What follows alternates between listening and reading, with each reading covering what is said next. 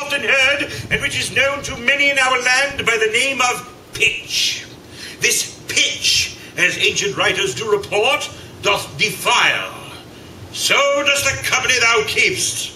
For, Harry, I speak to thee now not in drink, but in tears, not in pleasure, but in passion, not in words only, but in woes also. And yet, there is a virtuous man whom I have often noted in thy company, but I know not his name. A goodly, portly man, in faith, and a corpulent, with a cheerful look, and a pleasing eye, and a most noble carriage. And as I think his age, some 50, or by a lady inclining to 80. And now I remember me. His name is Falstaff. If that man should be lewdly given, he deceiveth me. For, Harry, I see virtue in his looks. Shakespeare is for everyone, and I think that we have to keep introducing it and showing new ways to appreciate Shakespeare. This is old Neddy's tomb. Where is my love? Well roared, Diane. Well run, Thisbe. Well shown, moon.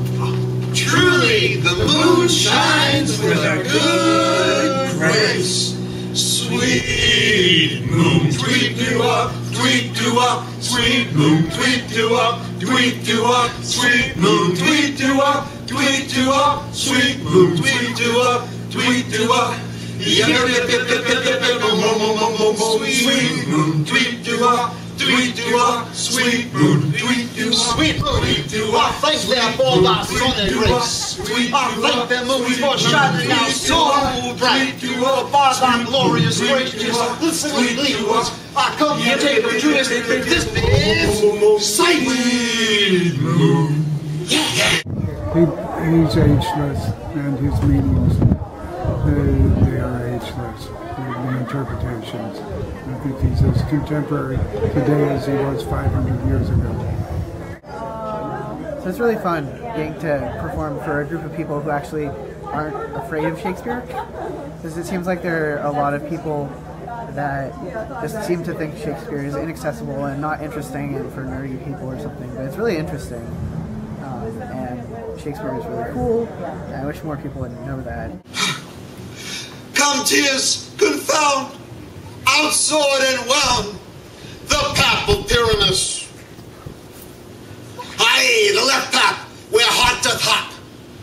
Thus thine eye, thus, thus, thus, thus, thus.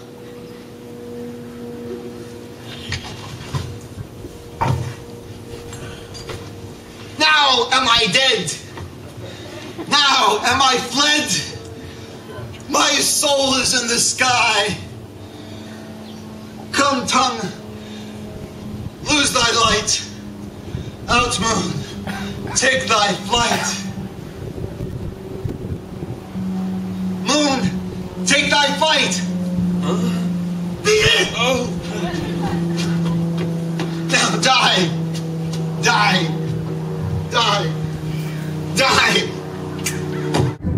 Oh, happy birthday, William Shakespeare. 448 years ago, our master was born, and so we're pleased to continue learning his language. He's a 1600 vintage language, so sometimes the words mean something different than what we mean today. So that's part of the learning process, and eventually you get the difference in rhythm as well.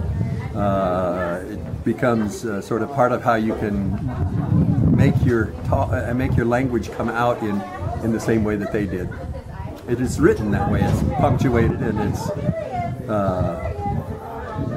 the phrases are built so that they will have rhythm and almost music from the way that it. You might say percussive music comes out of it.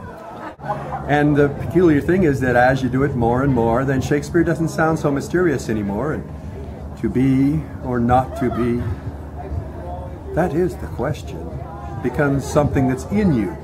how the language sounds is now in you. So that's a good experience that I felt from this, a good gain that I felt from this experience. That you talk of me. You lie. In faith, you're called plain Kate. Bonnie Kate. Sometimes Kate the Cursed. But Kate, prettiest Kate in all of Christendom, and Kate of Kate Hall, and my super dainty Kate. So, take this of me, Kate, as a sign of my consolations.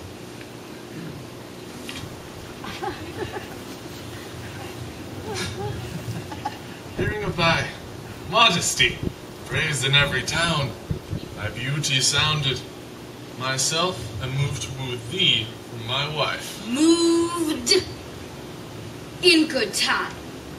Let him that moved you hither remove you hence. I knew you at the first, you were movable. What's a movable? A joined stool. Thou hast hit it. Come, sit on me. Asses are made to bear, and so are you. Women are made to bear, and so are you. No such jade as you with me, you mean. Oh, alas, Kate, I would not burden thee, knowing thee to be but young and light. Too light for such a swain as you to catch. And yet as heavy as my weight should be.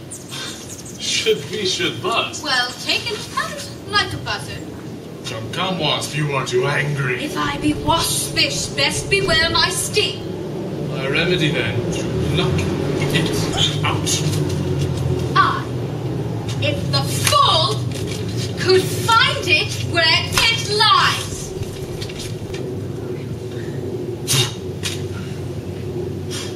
Why, who knows not where a wasp wears his sting? In his tail. In his tongue. Whose tongue? Yours. If you talk of tails, and so farewell.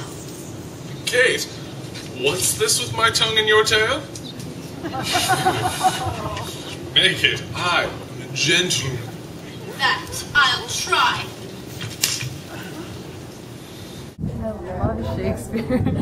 It's funny because the more you do Shakespeare, the more you're able to understand it. And coming out to events like this where other people are doing Shakespeare's, and you might see a few people that might be lost while other people are doing it, and you're just understanding everything. It kind of makes you feel like great.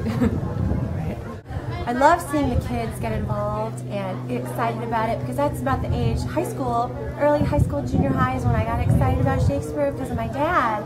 And I think it helps you love learning, it helps you love language, and I think it just, the fact that he's, this is his 446th birthday, it's just incredible to think that we still get so much from him and that what he writes is so appropriate for today. And I don't know, I think it's just so important for how we look at the world and the way that human nature, it's kind of a study of human nature.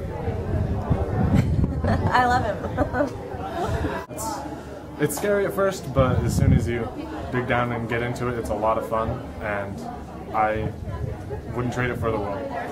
This scene today, I did a monologue from The Merchant of Venice featuring Lancelot Gogol. That's what this costume is from. I put it together, and it's a scene that I really get to do. It's three characters basically. You have Lancelot, he's the clown of the play, and you have his conscience on one shoulder, and you have the devil on the other, which he calls the fiend. And to really get into it, you have to really act out. You have to be the devil, then you have to be the angel, then you have to be the Lancelot again. And I really enjoyed the multi-character part of this monologue.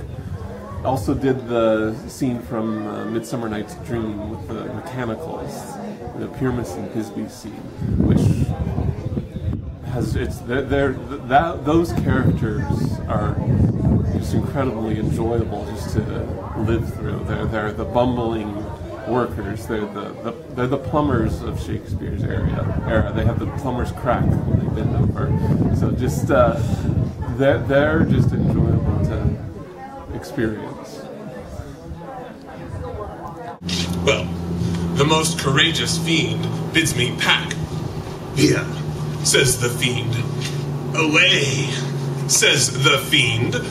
For the heavens, rouse up a brave mind, says the fiend, and run. Well, my conscience, hanging about the neck of my heart, says very wisely to me, my honest friend Lancelot, being an honest man's son, or rather an honest woman's son, for indeed my father did something smack, something grow too. He had a kind of taste. Well, my conscience says, Lancelot, budge not. Budge, says the fiend. Oh, budge not, says my conscience. Conscience, say I, you counsel well. Fiend, say I, you counsel well. To be ruled by my conscience, I should stay with this Jew my master, who, God bless the mark, is a kind of devil. And to run away from the Jew, I should be ruled by the fiend, who, saving your reverence, is the devil himself. Yeah, I think Shakespeare is very important to get involved in because it's basically a lot of fun. Because Shakespeare gives you the words, but it doesn't tell you how to read them. It doesn't tell you what to do, so it's very creative because you're actually, as it were, working with Shakespeare to work on a play or a scene, and you can do it however you want. There's like an infinite number of ways of doing a particular speech or a particular line, so it's very creative and fun to do Shakespeare. So, happy birthday, Will. Happy birthday, Shakespeare. Happy birthday, Shakespeare. Happy birthday, Shakespeare! Happy birthday, Willie. Willie the Shakes. Shakespeare. Happy birthday to Shakespeare's 448 this week. Happy birthday, Shakespeare! Happy birthday, Bill Shakespeare. It's been an enjoyable 448 years that we've been playing with your text. And I wish you another 400